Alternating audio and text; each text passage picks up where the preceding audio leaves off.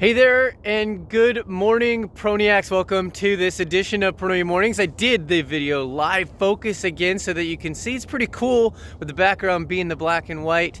Sun shining, it's cold out, and today I have a very good message for you. One is to suspend judgment.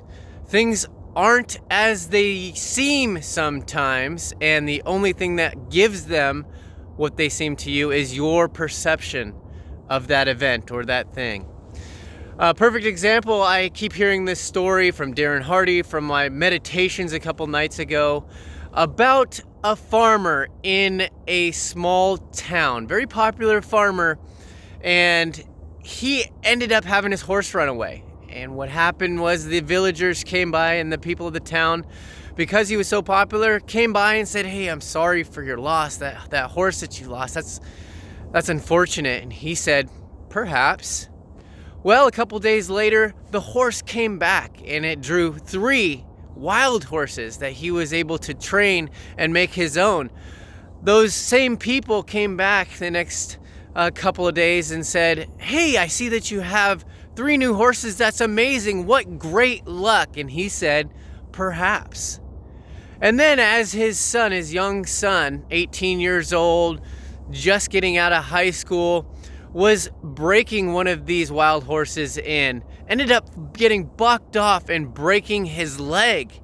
Those same friends of his came back and said, "Oh, I'm so sorry, Mr. Farmer, what bad luck." And he said, "Perhaps." And then the next week, while his son was recovering, the draft officials for the war draft came by and said, "Hey, we're looking for every young, able-bodied citizen to join us in this war." Unfortunately, he was unable to join the draft because he had that broken leg and was not an able body. The friends came by the next day and said, "Oh, wow, what great luck you have that your son has broken his leg and did not have to join the war."